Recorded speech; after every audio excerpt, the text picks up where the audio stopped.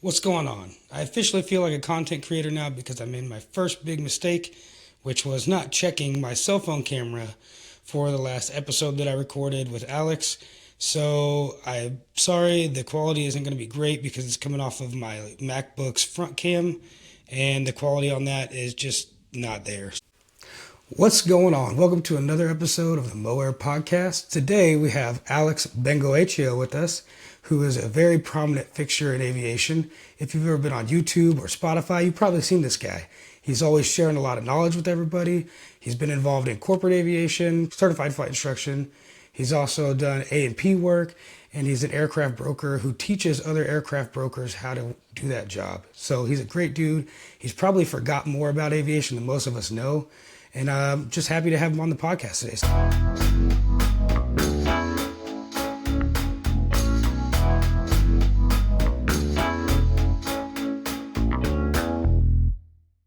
Hey, how are you, Mo? It's a pleasure to be here. And yeah, man, I'm originally from Spain. That's where I was born, northern Spain, the Basque Country region. And dude, since I was a little kid, I was in love. Well, I've been in love with aviation, and when I was 17, I decided to move here to the U.S. and pursue my dreams. I came with a big dream in a luggage. That's how I got here, and since the moment I touched ground in the U.S., I've just been involved in aviation, and I plan to stay here. I always said that one of my goals is to leave a footprint in the industry. So whatever that is, I'm still trying to figure it out. But I think you're doing a good job with that. Yeah, I think you're doing great. That's my main goal, man. And I wanna influence people. I wanna motivate people to pursue their dreams and obviously start businesses in aviation, because that was one thing. Always loved aviation, but I always had that entrepreneurial spirit. Always wanted to build something in aviation. And usually, like, things that come to mind is like starting a flight school or 135. Great ideas. It's just it requires a lot of capital. So I like to share a lot of my business ideas that I have that don't require that level of Right, capital. yeah. It takes a lot to get into a flight school or get into a 135 operation, not only for the aircraft itself, but also for the insurance for it, the other people that are going to work there and take care of it and run it and fly it, all that stuff. It takes a lot of money, but yeah, that is also great ideas, but it's not for everybody. Yeah, So, you heard the saying, right? It takes 2 million to make 1 million in aviation. right, that ain't no joke, yeah. So what was your earliest childhood memory of aviation that kind of got you hooked? Yeah, so my mom, she's Cuban. She was born in Miami, though, and my dad is from Spain. And they got married here in the U.S., and then they moved to Spain. That's where I was born. So from a very early age, I was exposed to aviation, like traveling back and forth, from Spain to the U.S. And I mean, the moment I got in an airplane, I was like, whoa, this is amazing. And then looking at the cockpit, and literally every toy that I had I would turn it into an airplane. Yeah. I remember I had this like submarine thing, and that was an airplane to me. Oh, right. And Yeah, I would everything flies. it would everything flies. That's awesome, man. That's awesome. So, Well, here's another one too. oh yeah, go ahead. So we had a farm in Spain. We don't have it anymore. And my grandfather used to have this beat up old tractor. And it had all these like levers and gauges and whatnot. And to me, that was a spaceship. That was some sort of aircraft. Oh, So I I've would been always there. move the levers and press all the buttons. Oh, he used to get so pissed. Yeah, you're probably moving all this hydraulic stuff Yeah. around, and whatnot. Yeah. Yeah, and the gear would be in third or whatever. And Oh, that's awesome. yeah, That's man. good stuff, man. But so you loved aviation from a little kid. You can't, started out when you got here from Spain. You just hit the ground running, I guess, right? What did you initially start in aviation? Did you want to be a pilot? Did you want to fly commercially? Did you want to be an A&P? So what was your initial goal? I'm gonna give you a story here. So when I was 14, I decided to move to the U.S. and I stayed a year in this country. Didn't like it, I mean, it's a big cultural change going from European style of living, lifestyle to the US. But something happened that year that changed my life. And that was um, there was an aviation program at my high school. And obviously I joined because I always just been interested in aviation. And the instructor there, or the teacher, he was also a flight instructor and he had access to an airplane, a 182. And I was able, he gave me a flight in his, well, it wasn't his 182, but his buddy's 182. So he gave me a 1 hour instruction and a 1 hour flight, and I fell in love. Oh, that's I was awesome. like, this is what I want to do. I want to become a pilot. Yeah. Now, due to the circumstances, I went back to Spain, and I always been a horrible student, you know, not the best student. And I used to tell my teachers and friends after that experience, I want to become a pilot. Yeah. And they would just laugh at me. They're like, dude, you can barely make my class. How are you going to become a pilot? You know, and my friends would be like, Alex, a pilot? I cannot see that. So I had a lot of naysayers and people that just thought that I was going to be a loser and blah, blah, blah. And I think to me, that was just fuel, you know. And when I was 17, I said, you know what? I'm going to go to the U.S. and I'm going to prove you all wrong. And I'm going to do everything that I said that I'm going to do. So just from the moment I got here, man, I just had this fire in me and I still have it. So I thank every single teacher, every single friend that told me I was not going to do this. Thank you so much. I really appreciate it because you guys have lit a fire in me that no one's going to take away. So got here, and from the moment I touched ground in the U.S., I went to high school, and that program was still available. And I still remember the same instructor was there, and we were in class, and he said, hey, if anyone is willing to wash a plane, and it was the same 182 that I flew, I'll give you free 1 hour instruction, 1 hour flight. Oh, nice. I'm like, yep, that's me. I'm here. I'll watch whatever you want. I'm here. Yeah. No one else raised their hand because I was hungry, man. I was going to do this. So I raised my hand and I went. I watched the plane. He gave me my 1 hour of. His name is Alan Davis, very influential teacher in my life. So that's good. I raised my hand, watched the plane, got my hour of flight training. So that was my second hour in my logbook. Yes. And that day, I met the owner of 135 in the Marco Island Airport, and I just pitched him the idea, hey, I'll wash your planes if you give me access to your... He had a 172, he had a Mo, and he had a Cessna 310. Oh, so nice. I told him, hey, I'll wash your planes, just let me use the 172. Right. So, boom. I started washing his planes. I worked like 6 hours for him, and 6 hours equaled 1 hour of flight time. Nice. And that's how I started my flight training. You were grinding to get that flight training, man. Man, from the moment I got here.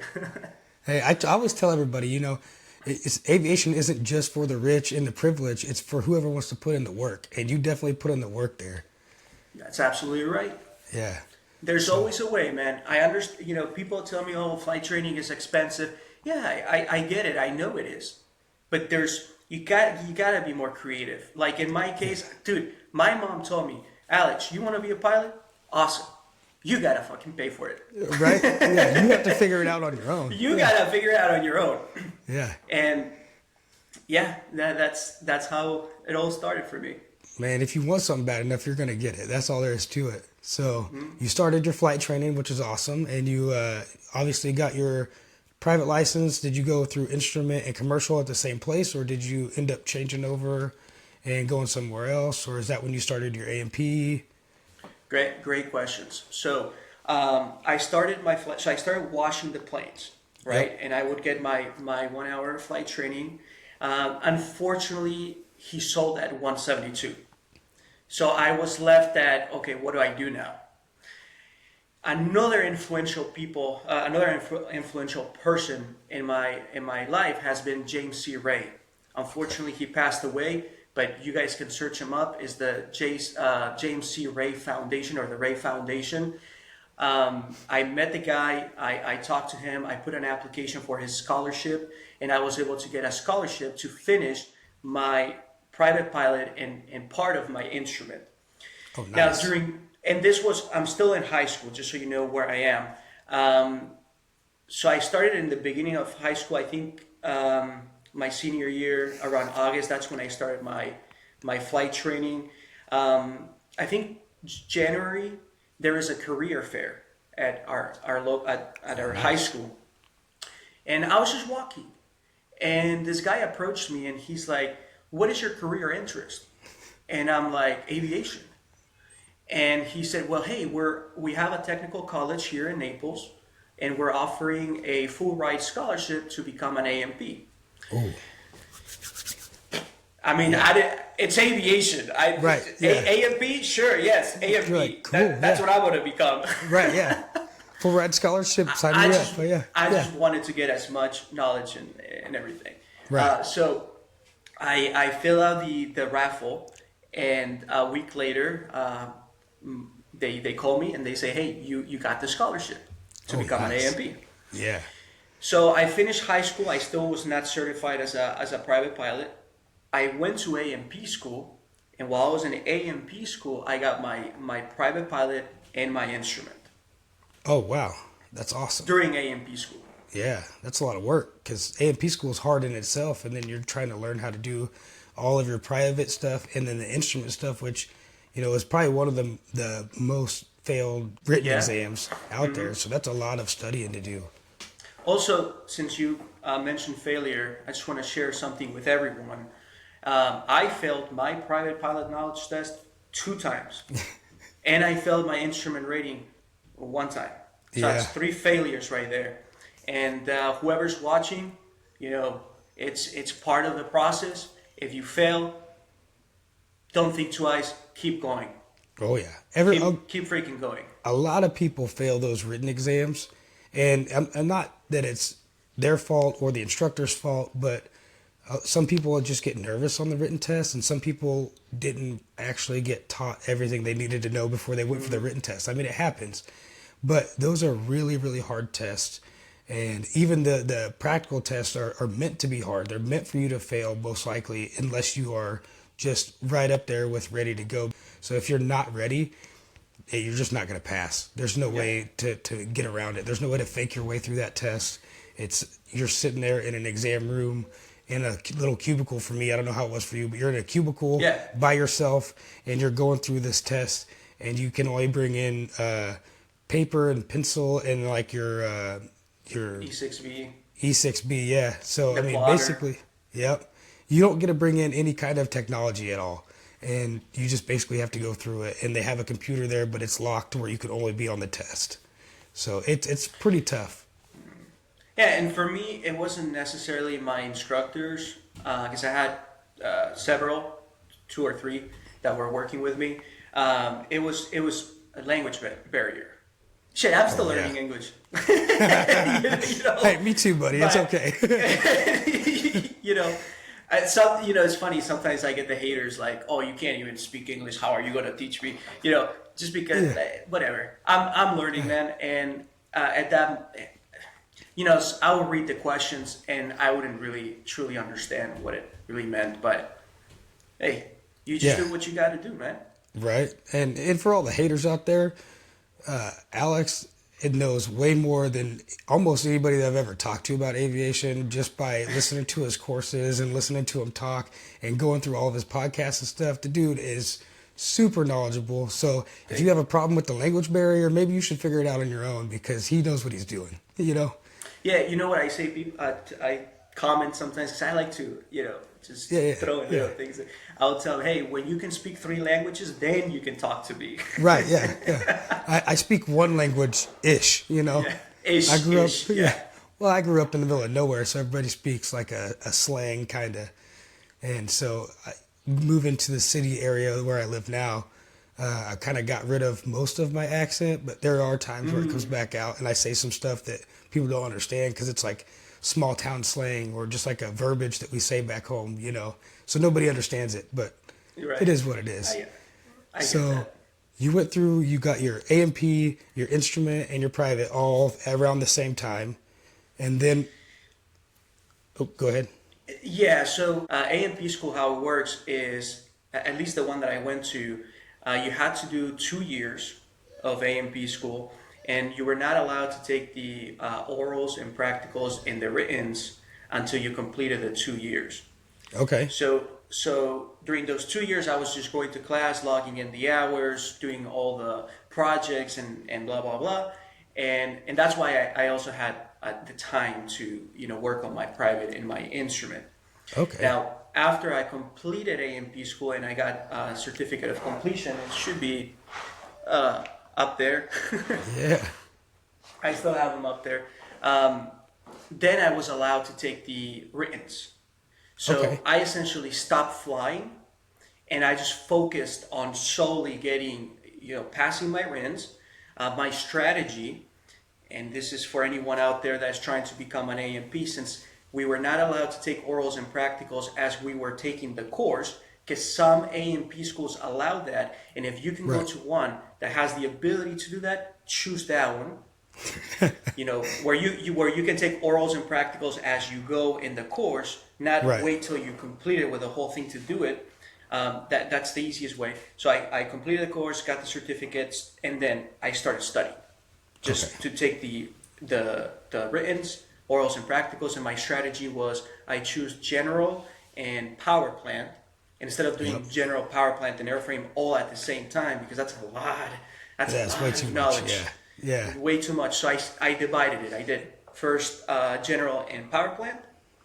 And then once I had my aircraft mechanics certificate with a power plant rating, then I started working on studying for their RIN for my airframe and studying for the orals and practicals for the airframe. Oh, nice, nice.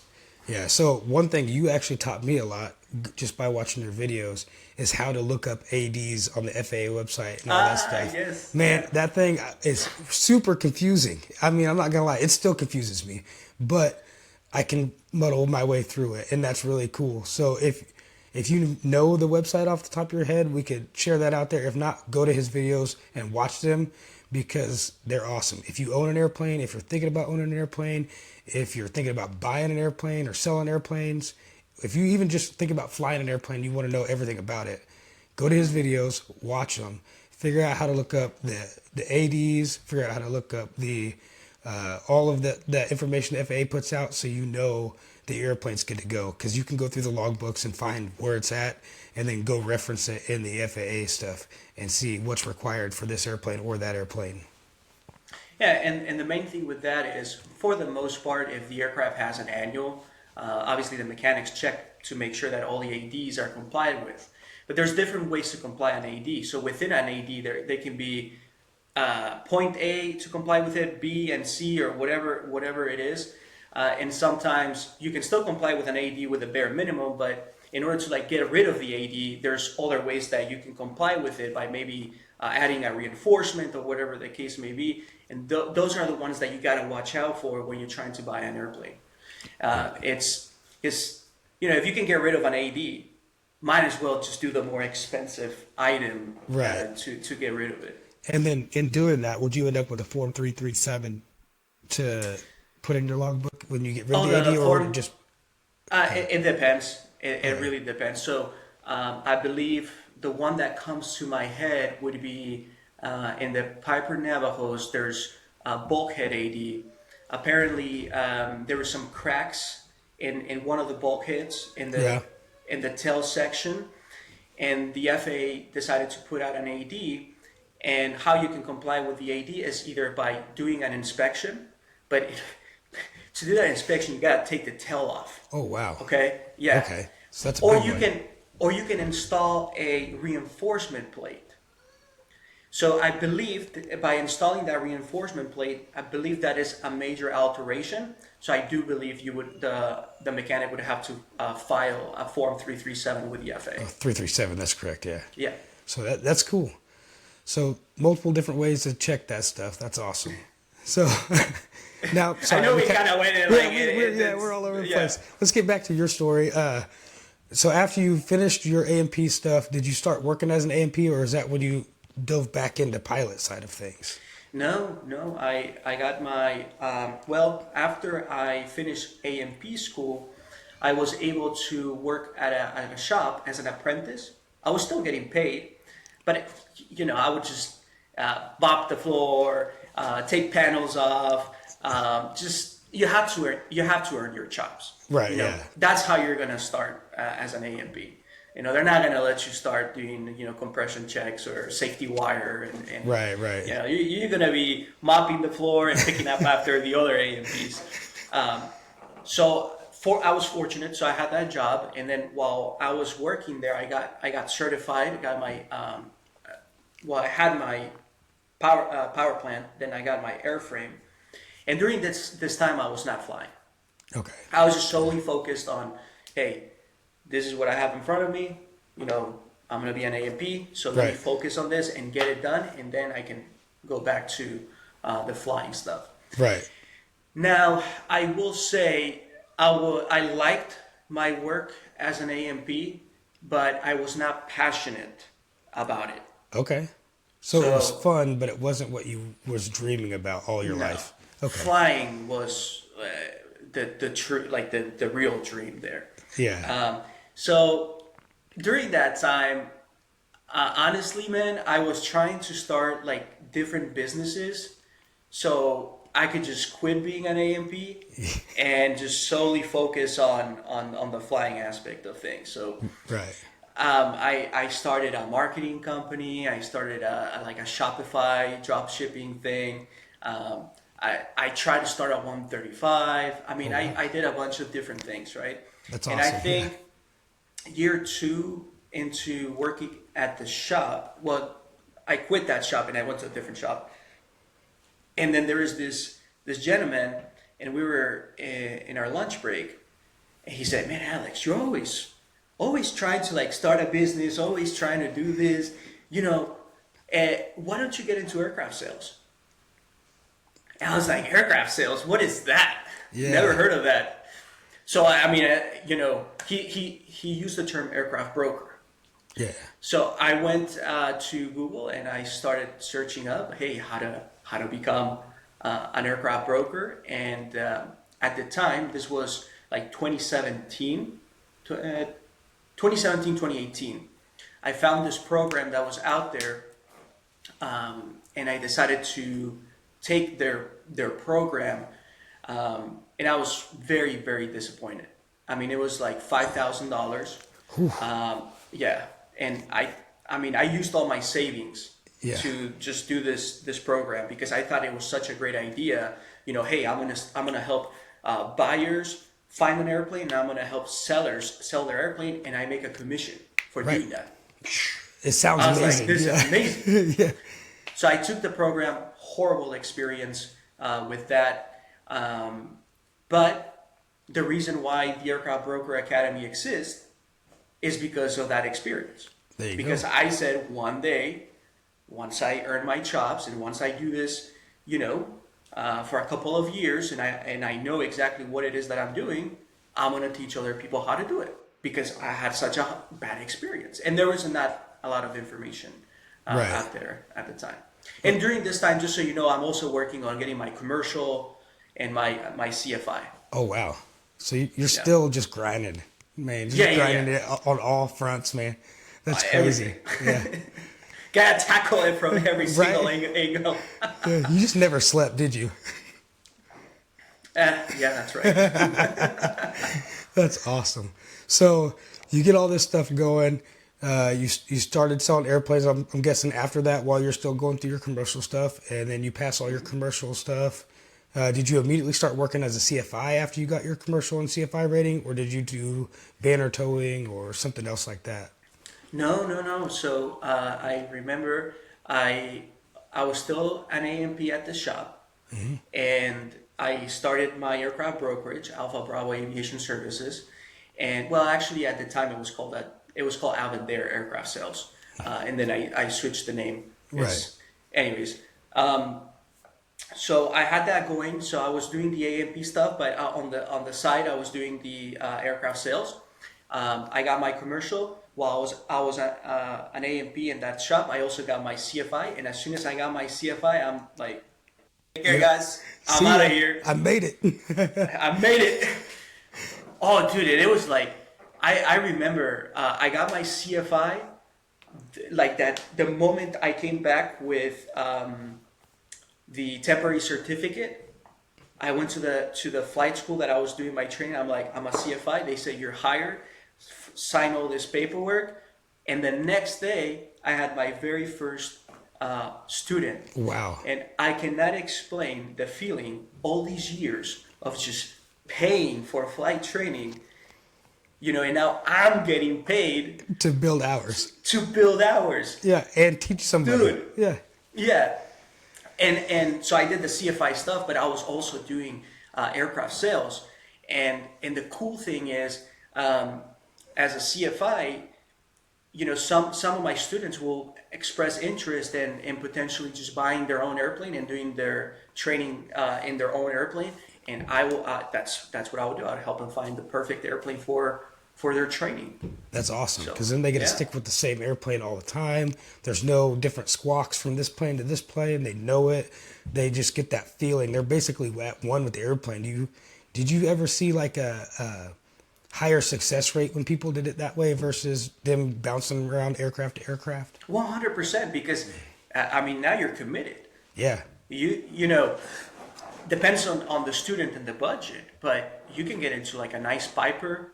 I can't say a Cessna 172 because those are in the 100,000 range. Yes. Yes. For a good one, know, Right. if all older models, you can probably get something for like in the 60s. But the M model is sought after when it comes to flight training. 172 M model, so those are 100. But you can get into a Piper for 50, 60, 70,000. Yep. For like the 140s. Yeah. Yeah, and just get that, do all your training in it, and then you have two options. You can sell it, recoup the money, Yep. because either these airplanes either maintain the value, sometimes they appreciate, and if they depreciate, they don't depreciate like a car. Right. Yeah. Right? Yeah. It's already like a 60s or 70s model, maybe an 80s if you're lucky. So Yeah. I mean, it's not going to fall off any more than what it already has, unless you put 10,000 hours total time on it while you're training, Which I doubt. I doubt Right. that's going to happen. Yeah. But yeah, you can sell it, recoup that money, or you can grab that asset because now you can turn it into an asset. Yep. You can grab that and lease it back to a flight school. So now that Yep. the flight school can use it and they pay you whatever the negotiated rate is. Yeah, but they call that a And- leaseback program, correct? Yeah. Yeah. So that's And again, this goes, well, I can't creative financing or whatever. I mean, you do need to have that money available. Not everyone has 50, 60, 70 grand laying Right. around, but you can also get a loan. You could get a But- loan, yeah. But Or if you know, you're and not that- like a traditional student, if you're an adult going back to get your pilot's license because you've always wanted to, and you, like, say you own a business and you wanted to fly for that business, you could technically buy the aircraft with your business and depreciate it off on your taxes as long as you're using it for your business more than 50%. I mean, 100% bonus depreciation is back, Yeah. which means you can write off 100% of the aircraft. So if you got a business and you use the aircraft more than 50% for business, if it's 70 grand, 100 grand, you can write off the entire thing. Yep. And so Consult that also kind of news for that. It's great. You can write off 100% of your aircraft within the first year for that bonus depreciation now because of the big beautiful bill thing. Yep. However, you have to make however much you're trying to write off. I do know that from talking to a CPA. You can't that's write right. off 70 grand if your business only made 20. So Yeah. you have to make at least that much. So if you're not going to make that much, then you can still do the traditional way of writing it off throughout 5 years, I think, is what they give you. Once again, talk to your CPA because it's probably different for different states. But I do know that you have that option to write it off depreciating throughout different years as well. So, Absolutely. yeah. And what I've been saying is last year, because in the previous administration, they were phasing out this 100% bonus depreciation. So it went down from 100 to 80 Last year was 60%. This year was 40%. Next year would have been 20 and then gone. Gone. Yeah.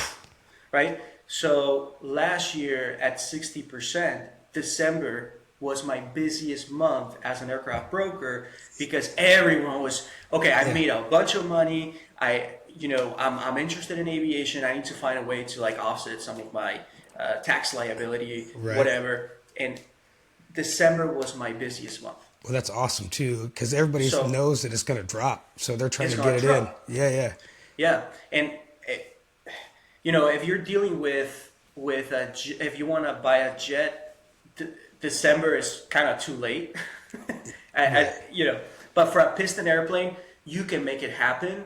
But what I'm trying to say with that is that with 100% bonus depreciation coming back and supposedly is gonna stay, I foresee like a boost in aircraft sales. Oh, I hope so. Yeah, and it'll be great because if you're trying to get into a jet or something, that time frame to buy one of those is a little longer than going through a piston. So you have plenty of time now to go ahead and get that started, and then by the end of the year you're gonna have it. You're gonna be able to write it off on your taxes, all that good stuff. Like I said, obviously we're not CPAs, so talk to your CPA first. But if your CPA says you're good to go, then contact an aircraft broker because they're going to get you in the right spot, in the right aircraft, at the right time, at the right price. And then you're good to go, man. Just start flying. Absolutely. Yeah. So we'll circle back to you again. We keep getting off on these tangents, but that's okay. Yeah, I know. So after you got your CFI and you started teaching students and building time that way, you're still doing your aircraft sales, or did you drop that? No. I was still doing aircraft sales. Oh, cool. Yeah. So you're doing all that, and then at what point when you hit certain hours in your CFI training did you decide to go corporate? Because you also went corporate, correct? Yeah, of course. That was when I had 1,500 hours. Okay. And I went from flying a 172 to flying a Lear 45. Oh. That's a huge jump. I mean, it's just a little bigger. No, I'm kidding. No, they sent me to initial type rating to get the type rating, and I struggled. I struggled very, very much. Understandable.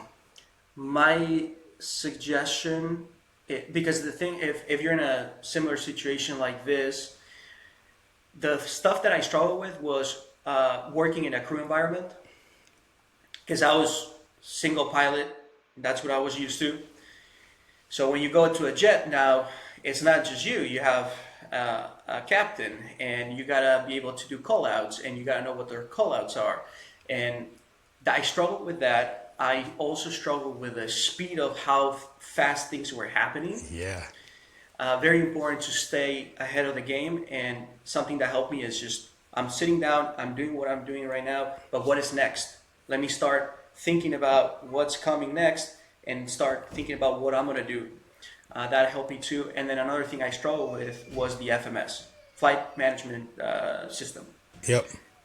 Not used to it whatsoever. Right. Putting like the routes and the approaches. I struggle with that. Right. You got to type all that in ahead of time, which I kind of had a little heads up on that because I went through a Part 141 program at UCM, University of Central Missouri, and they had a 737 simulator. And so 2 of my classes were actually just in that simulator. So we had to program. One class was called FMS, and you literally just program the FMS for a flight. So you would go in, he taught you everything you needed to know about the FMS. It was Jean Perdome was our teacher at the time, and he was an airline pilot. So he taught us everything we needed to know about the FMS. You would go in, he would just hand you like a route, and you would go in and program everything, because you could program number of passengers, your fuel, your route, your speeds, alternates, everything. You just programmed it into this little computer that sits in between you and the pilot, or you and the captain, and each person has their own FMS computer. So you type it in, and then he double checks it, and then once it all looks good, you hit submit, and it'll preload it into all of your other systems, which is crazy. But it was a fun class because then we got to actually fly some of the routes in the simulator, and you actually get to log that time. So even though I've never actually been in the cockpit of a live 737, I've logged 737 times, so that's cool. Very cool. Yeah. I will say also something, just kind of keep in the back of your head. When you're doing your instrument training, I almost suggest that, because once you get your instrument rating, you might fly instruments. Use Jeppesen charts. I mean, that's all you're going to use once you get to like the airlines or corporate, whatever it is that you decide. And I feel like getting familiar with Jeppesen charts early on is beneficial. Obviously, you got to get a subscription. It's not free, like the FA charts. But if you have the means, get familiar. I can't. You see, I'm still learning. Familiarize with Jeppesen charts. Yeah. Because when I first saw one in type rating school, I was like, "Whoa, what is this?" You're like, this is It's completely different. Yeah. It's completely different. Right. Yeah. Which is cool. So you flew corporate. What kind of aircraft did you fly? Yeah, no, and I still fly corporate, just so you know. Oh wow. Yeah, so I fly the Lear 45. I'm type rated in the 45. I don't really fly it much anymore. And then I'm also type rated in the Citation 10. Second fastest business jet in the That's world. awesome. The Citations are sweet looking planes, man. Oh, we go Mach 0.9. Ooh, We so can close. go Mach 9.2. Yeah. And I think the fastest is 9.4. That's 0.94. awesome. Yeah. So I didn't know you actually still flew corporate. That's really Yeah. cool. So you're still involved in like every facet of aviation, from A&P to selling to corporate flying. You're just there. Just so you know, I don't do A&P work anymore. Like I said earlier, I mean, it was a good time. It has helped me a lot when it comes to aircraft sales as well, just having a lot of that knowledge. Yep. Not only for my clients, but also when I teach. But my passion is flying. I don't foresee myself I'm not going to stop flying. And yeah, I fly, I run the academy, and I help clients sell and buy airplanes. That's awesome, man. And the academy is fantastic. I don't know. I know you've got a lot of support from the people that's taken it, but I'm sure you have just as many haters out there that have started on their own selling aircraft that are like, yeah, you don't need to do that. It is stupid. You're not going to learn anything. I bet you're lying. You learn so much. That brokerage course is fantastic. If you don't believe me, just take the 14-day free trial, okay? Go to aircraftbrokeragaacademy.com. Take the 14-day free trial. I had 11 pages worth of notes from the 14-day free trial. No way, did you really? Yeah, 11 pages. I was like, holy crap. And it just got me hooked. I was just going through there, and now I started my own brokerage. I just started it. I'm trying to get it rolling, so it's not really going super fast right now, but it's a work in progress. Yeah. And then I started this podcast to bring everybody else in and just tell their stories. So, I mean, you've been a big inspiration to me on that, and I really appreciate it.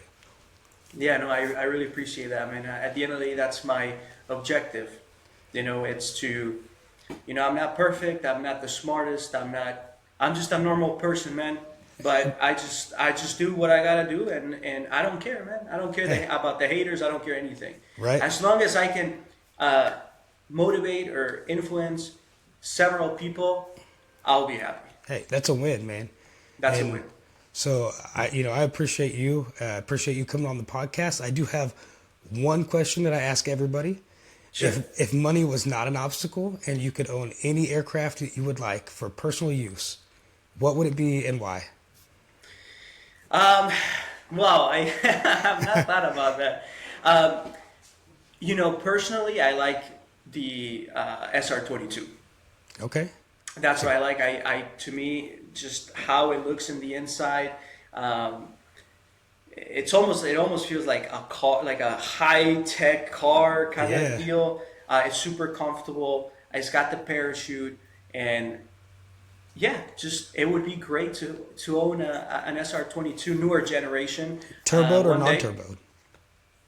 I'll probably go with non-turbo. Okay, so naturally. Just because, naturally aspirated. Just because when you add a turbo, it's additional headaches. Right. Sometimes, I mean, it's just one more thing you have to think about. But where I am here in Florida, I don't see myself necessarily taking a serious, to the West Coast or anything. So you don't need to be going over the mountains. You're fine. I don't have to go over the mountains or anything. Dude, I just want to go to the Bahamas. Right. Or No, I'm not supposed to go to Cuba anymore. Not allowed. We're not allowed to go to Cuba. But I don't know. It just to the Bahamas, go to the little islands there, Yeah. explore.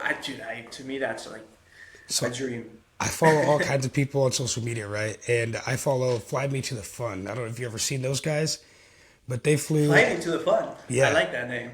And there's a Flying with Bruno. They both kind of took a trip down through the Bahamas together, and they took off from Palm Beach, I think, West Palm Beach, Okay. and they hit their port over in Bahamas and did all their custom stuff.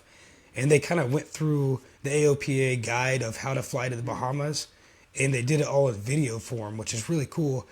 And Fly Me to the Fun actually flew a 150, and they went all the way down to Turks and Caicos. So I've always Very wanted to go to cool. Turks and Caicos. So that's kind of my dream flight now, is to take me and the family down through the Bahamas, down to Turks and Caicos, and then come back to the States. It would be cool. Yeah, that's so cool. Yeah. Yeah.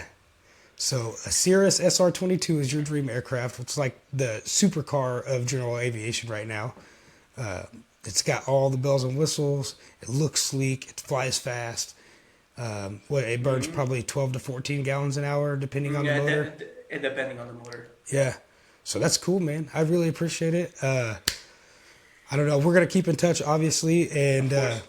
if you ever need anything from the Midwest, I'm in Missouri. So just hit me Cool. up. If you're ever flying through, we'll stop and get a bite to eat or grab a cup of coffee or something. Hey, let's do it, man. All right, guys, I'm go down. check out Alex at aircraftbrokerageacademy.com. He's on Spotify. He's on YouTube. He's all over the place. So check out Alex. He's got a lot of knowledge. He'll help everybody out. And as always, success starts with a positive attitude, guys.